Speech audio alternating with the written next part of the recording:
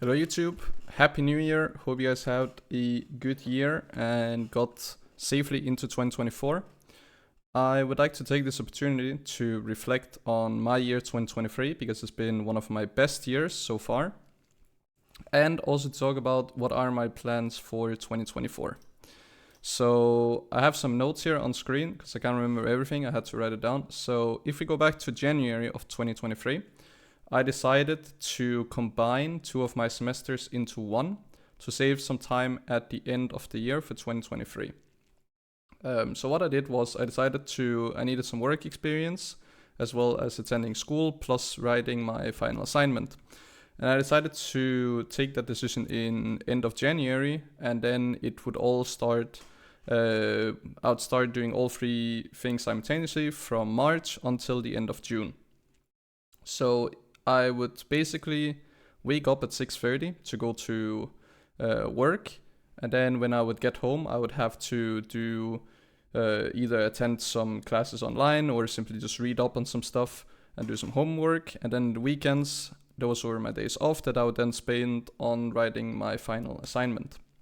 So that meant I was pretty much out of the house like 12, 13 hours a day, which meant that I had very little time to do anything. So in this time frame, I didn't stream. I also announced it before that. I barely played League. I remember most of my accounts decayed, and I think I only played on one, and I only played decay games on that one.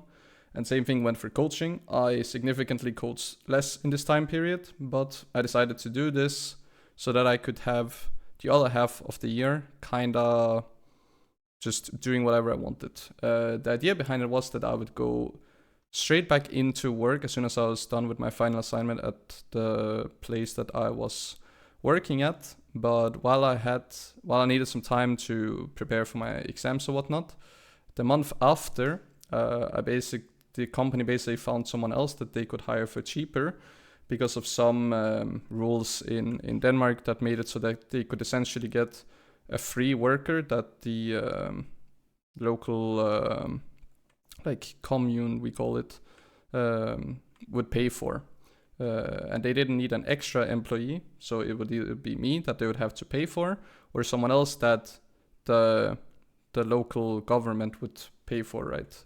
So they obviously chose the other person. And since then, I've tried looking for a job within the same industry, but due to the economic state, not that easy to do.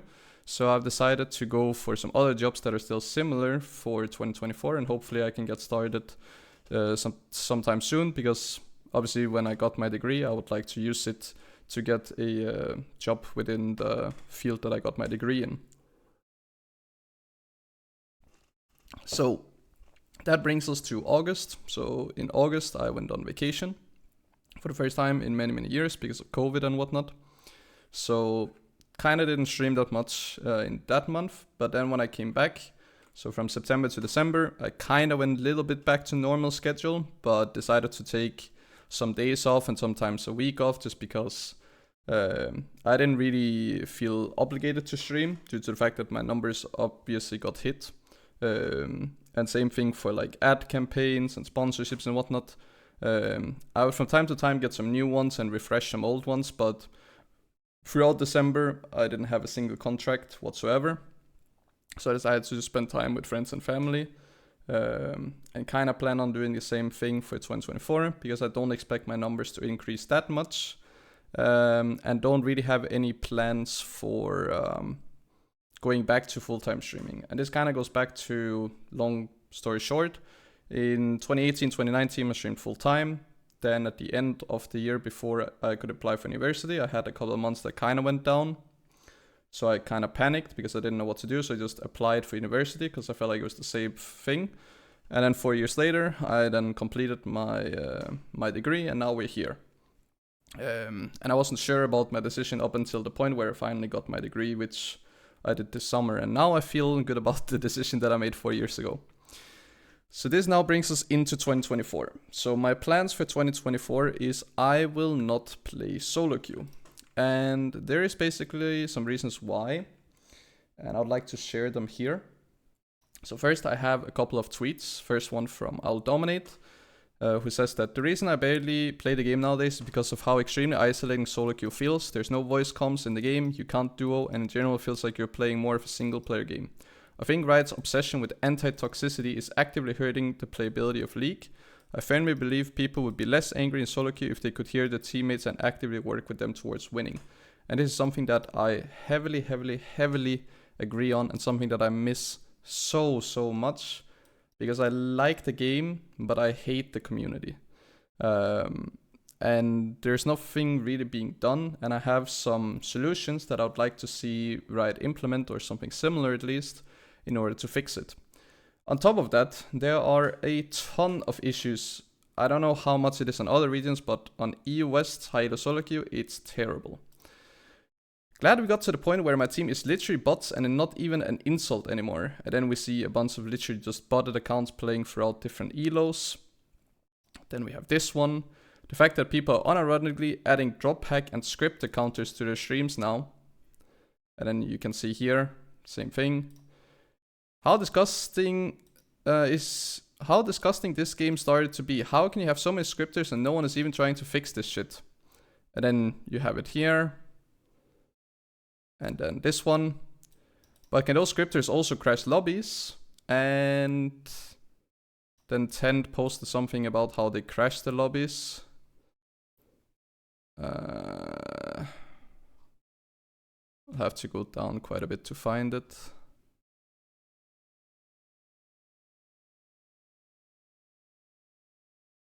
I should have done this before, my bad. But basically they can just crash the lobbies now, and yeah, it's just a big mess.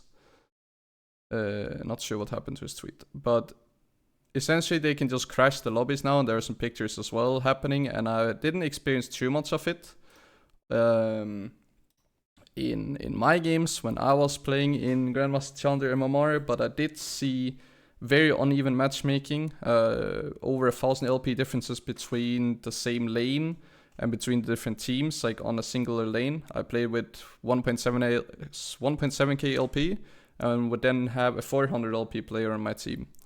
And I remember I played 9 games, and out of 8 of those games I had 1 player autofilled, and I only had 1 game where I had 5 people on main role.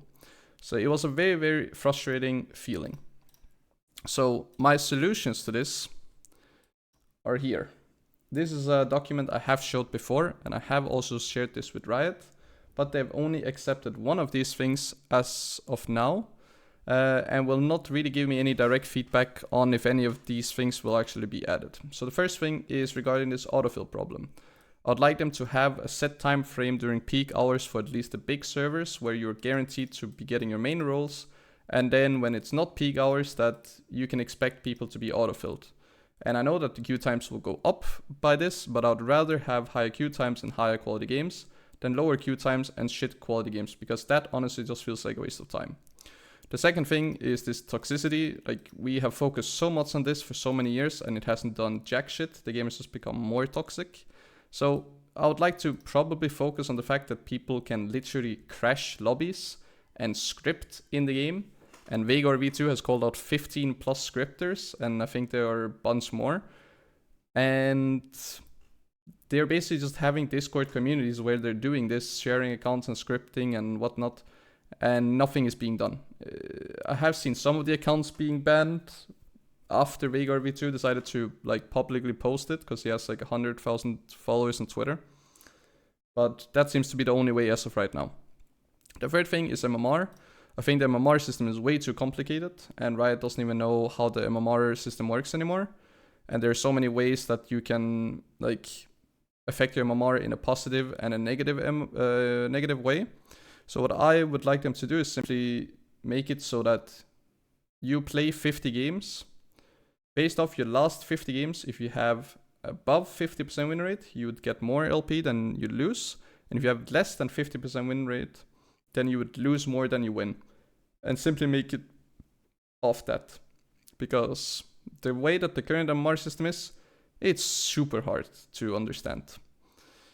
The fourth thing is Tribunal system, and this is actually the system that Riot has added, but they managed to fuck it up. So back in the day, if you trolled in ranked, you would be forced to win 5 normal games in order to be able to play ranked again. Riot has added so that if you get banned in ranked, then you just have to play 5 games. And the problem with that is you can just queue up as 5 premates and FF at 15, and then you can play ranked again within 2 hours, which is fucked. So instead of it being that they just have to play them, force them to win, force them to actually try hard towards winning so that they understand the frustrating part of when people don't try to win the game anymore.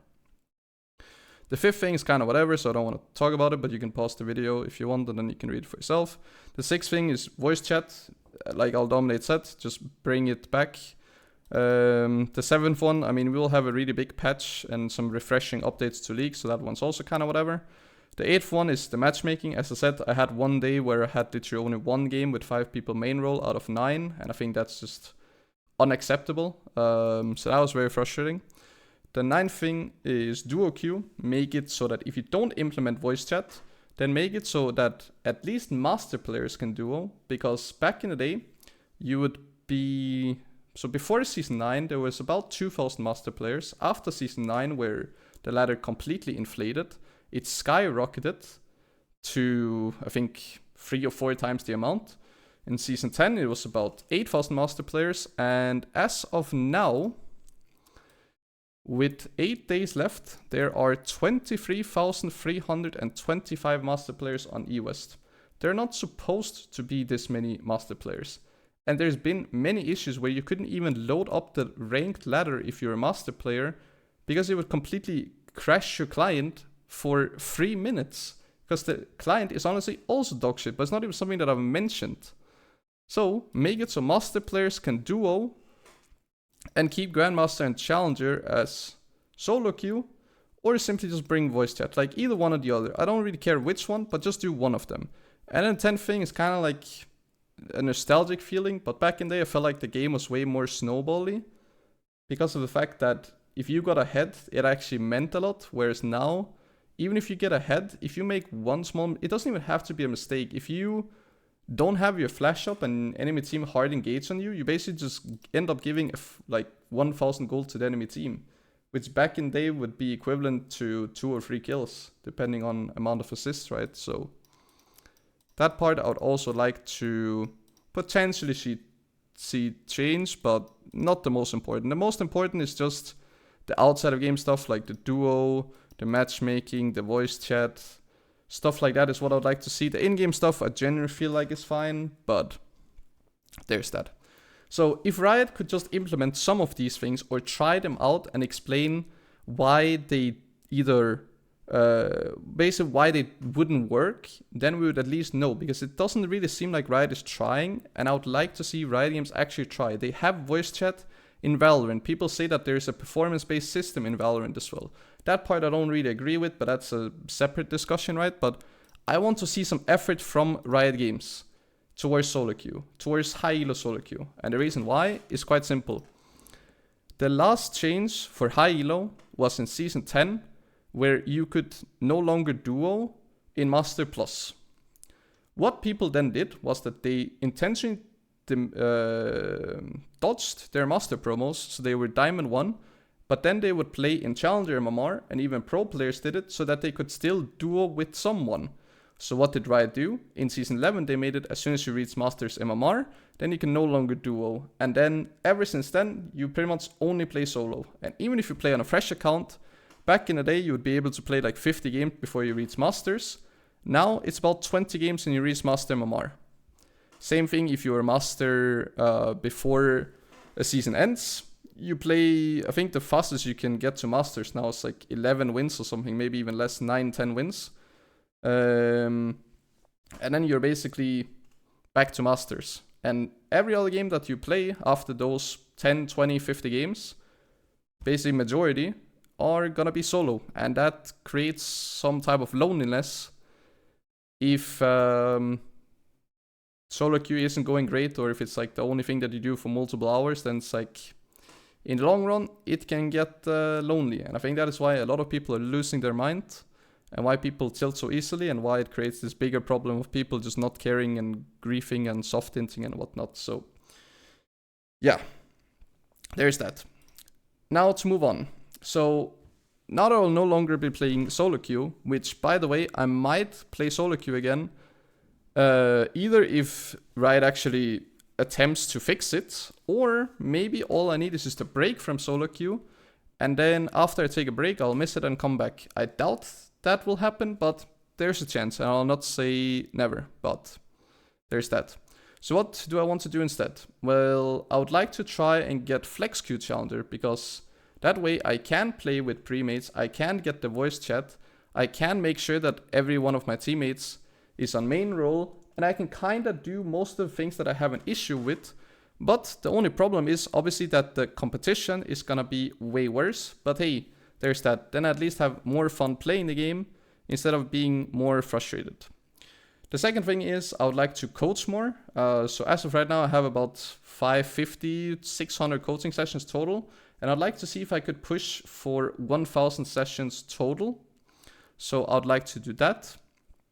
And then I would try and see if I could play League more for fun, to recreate the nostalgic feeling that I had when I first started playing the game from Season 5 to Season 8.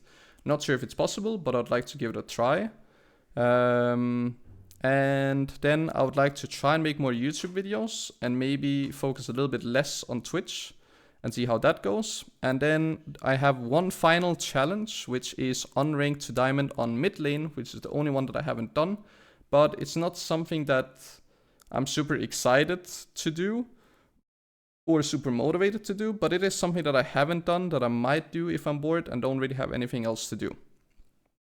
So all of those things are League related. Then besides that, I would actually like to try and play some other games on stream. This is something that I've done in the past, but without success. I've done it with CSGO, I've done it with PUBG, but at this point, I pretty much have nothing to lose. So I'd like to try and play the finals with some of my friends, as well as I recently started playing Lethal Company with some of my friends. And then throughout the years, I've played Among Us from time to time when people have asked me to play.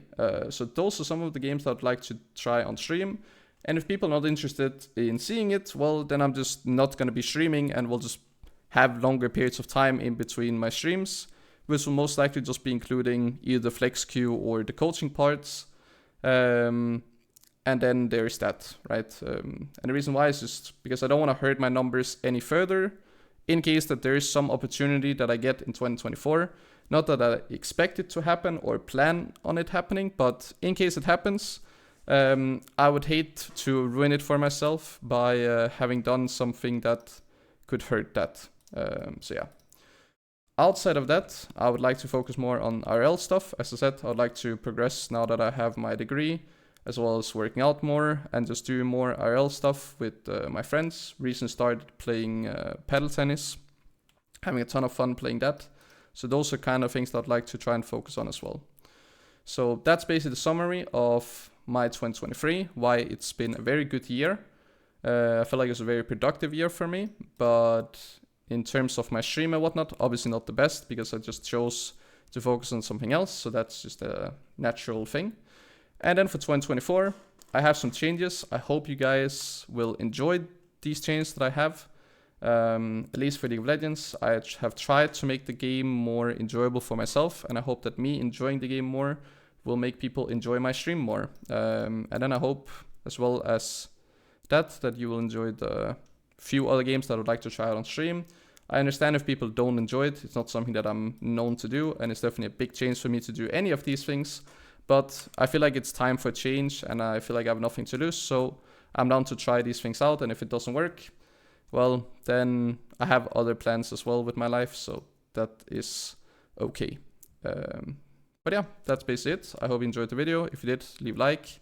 If you have any questions regarding what I've mentioned throughout the video, then let me know in the comment section down below. Otherwise, let me know what are your goals for 2024 or for Season 14, now that there are 3 splits. And remember to subscribe so you don't miss out on future videos. And then let's go back to the good old League of Legends videos now. So yeah, thank you for watching and see you guys.